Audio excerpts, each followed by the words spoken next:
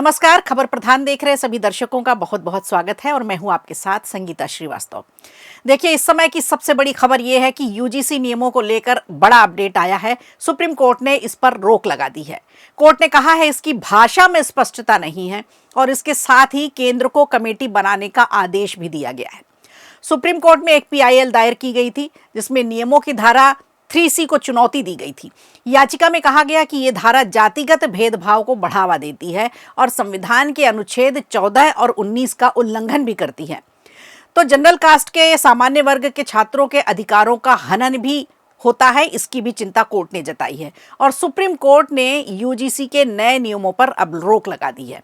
तो यूजीसी के नए नियमों को लेकर देश भर में जिस तरह से बवाल मचा था, विरोध प्रदर्शन किया जा रहा था, उसके बाद से ये सामान्य वर्ग के लिए, लोगों के लिए राहत भरी खबर है।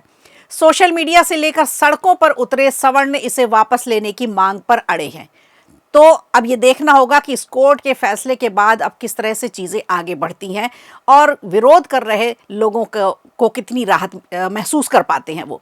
तो पिछले 3 दिनों से अगर हम बात करें तो ये इस पर बवाल मचाया जा रहा था, लेकिन पूरा का पूरा विपक्ष कहीं ना कहीं गायब था। विपक्ष की तरफ से कभी भी कोई बयान नहीं आया। विपक्ष अब इस मुद्दे पर सामने आया। सवर्ण जहां नए नियमों को वापस लेने की मांग कर रहे हैं, वहीं कई राजनीतिक दलों ने अब अपना स्टैंड क्लियर किया है।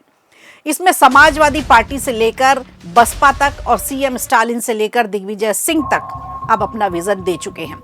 यूजीसी के नए नियमों के पक्ष में ये लोग खुलकर आए हैं और विपक्ष से ये बात बिल्कुल साफ हो चुकी है। विपक्ष के जिस तरह से बयान आ रहे हैं उससे ये बात बिल्कुल जाहिर होती है कि सवर्णों के वोट विपक्ष को तो बिल्कुल नहीं चाहिए।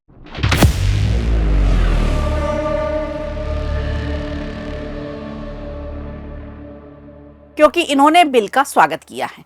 इस पूरे मुद्दे पर किसने क्या कहा, आइए आपको बताते हैं और ये समझते हैं कि राजनीति में संख्या बल किस तरह से काम करता है। सबसे बड़ा मुद्दा यही है।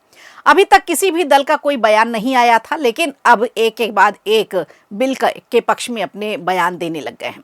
तो कहते हैं ना कि खरबूजे को देखकर खरबूजा रंग बदलता है और यही हाल इन नेताओं का भी है। जनता मरे कटे इस पर उनका कोई फर्क नहीं पड़ता, बस वोट बैंक नहीं खिसकना चाहिए और अब हवा का रुख देखकर ये अब बयान देने लगे हैं। सबसे पहले बात करते हैं तमिलनाडु के मुख्यमंत्री एमके स्टालिन की, जो सनातन को कैंसर बता चुके हैं। इसे खत्म करने की बात करते रहते हैं, हालांकि कोर्ट से उन्हें जमकर फटकार भी लगी है इस पर। यूजीसी के नए भेदभाव विरोधी नियमों का उन्होंने समर्थन किया है। इसे उच्च शिक्षा के लिए स्वागत योग्य कदम बताया है। हालांकि उन्होंने इसके लागू होने की स्वतंत्रता पर चिंता जरूर जताई है। स्टालिन ने इन नियमों के खिलाफ हो रहे विरोध को पिछड़ी सोच करार दिया है। ये भी कहा है कि भाजपा शासन में छात्रों की आत्महत्याओं की संख्या में बढ़ोतरी हुई है। इस पूरे विवाद पर समाजवादी पार्टी के अध्यक्ष अखिलेश यादव का भी स्टैंड आया है। उन्होंने कहा है कि दोषी बचे नहीं और निर्दोष फंसे नहीं। उन्होंने इस बिल को बीजेपी की चाल बताया है। अखिलेश यादव ने कहा है कि इन नियमों से पीडीए समाज को कोई राहत नहीं मिलेगी, क्योंकि ज्यादातर उच्च संस्थाओं में गैर पीडीए समाज के लोग ही काबिज हैं। इस तरह से अखिलेश यादव ने, देखिए, बिल्कुल नपातुला बयान दिया है। एक तरह से संतुलित बयान कहा जाएगा इसे, जिससे सवर्ण भी खुश रहे और वोट बैंक को भी आंच ना आए। यहां भी उन्होंने अपना पीवीए कार्ड खेला है। वहीं बसपा की बात करें तो बसपा प्रमुख मायावती ने भी बहुत बैलेंस बयान दिया। मायावती ने नए नियमों का विरोध करने वालों पर निशाना साधा है। उनका कहना है कि सामान्य वर्ग के जातिवादी मानसिकता के लोगों ने इसे अपने विरुद्ध षड्यंत्रकारी मानकर अब इसका विरोध प्रदर्शन कर रहे हैं। ये कतई भी उचित नहीं है। अगर सभी को विश्वास में लिया जाता तो देश में फिर सामाजिक तनाव का कारण ही नहीं बनता। तो मायावती ने भी अपना स्टैंड क्लियर कर दिया है। उन्होंने जातिवादी मानसिकता करार दिया है इसे। अब बताते हैं आपको कि 2012 में बिल लाने वाले कांग्रेस का क्या स्टैंड है, जिसकी अध्यक्षता कांग्रेस नेता दिग्विजय सिंह ने की थी। उनका कहना है कि समिति की सिफारिशों से कोई लेना देना नहीं है। इस पूरे विवाद को सुलझाने की जिम्मेदारी यूजीसी की है, शिक्षा मंत्रालय की है, ना कि संसद की समिति की। तो इस तरह से पूरा रायता फैलाकर उन्होंने पल्ला झाड़ लिया है इस मुद्दे पर।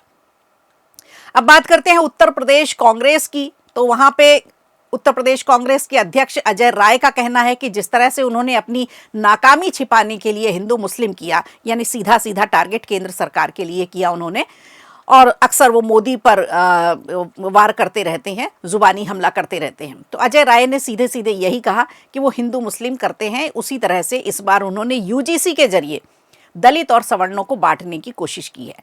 अजय राय कह रहे हैं कि बीजेपी अपने आखिरी दौर में है। वहीं अब आजाद समाज पार्टी के मुखिया और नगीना सांसद चंद्रशेखर आजाद की बात करें तो उन्होंने इन नियमों को और भी ज़्यादा सख्त करने की ज़रूरत बताई है। मतलब जो अभी नियम आए हैं यूजीसी के, उसको बहुत हल्का मान रहे हैं। उनके हिसाब से नियमों को और भी कठोर बनाया जाना चाहिए। जनशक्ति जनता दल के राष्ट्रीय अध्यक्ष तेज प्रताप यादव की बात करें तो उन्होंने भी यूजीसी नियमों का समर्थन किया है। उनका कहना है कि हर यूनिवर्सिटी में, हर कॉलेज में एक इक्विटी कमेटी होगी ताकि एससी, एसटी और ओबीसी के जो छात्र हैं उनकी शिकायतें तुरंत सुनी जा सकें। शिवसेना यूबीटी की बात करें तो उनकी नेता प्रियंका चतुर्वेदी ने बड़ी चतुराई से शिक्षा मंत्री को टारगेट किया, ये कहकर कि इस बारे में वो मौखिक आश्वासनों के बजाय एक मंत्री के तौर पर, शिक्षा मंत्री के तौर पर अब उन्हें इसे वापस ले लेना चाहिए। तो कुल मिलाकर अब पूरा का पूरा विपक्ष एक तरह से बिल के समर्थन में दिखाई दे रहा है। मतलब यूजीसी पर अब तक की सबसे बड़ी जानकारी ये कि अब यूजीसी को लेकर राजनीतिक घमासान मचना तय है। यूजीसी के इक्विटी रेगुलेशंस को लेकर चल रहे विरोध और भ्रम के बीच कांग्रेस के वरिष्ठ नेता राज्यसभा सांसद दिग्विजय सिंह ने स्थिति को पूरी तरह से स्पष्ट कर दिया है। उनका कहना है कि इस समिति में शामिल सांसद सुधांशु त्रिवेदी और संबित पात्रा जैसे नेताओं का तो कहीं अता पता ही नहीं है। तो अब समझना जरूरी इस बात को है कि संख्या बल देखिए किस तरह से काम करता है। इसीलिए अक्सर पार्टियां और उनके नेता कहते हैं कि जिसकी जितनी साझेदारी उतनी उसकी हिस्सेदारी। फिलहाल सुप्रीम कोर्ट ने यूजीसी के नए नियमों पर रोक लगा दी है। तो समझना ये होगा कि इंसाफ होगा या ये सत्ता की चाल है। वीडियो अच्छा लगा हो तो लाइक कीजिए, शेयर कीजिए और कमेंट बॉक्स में हमें ज़रूर बताइए।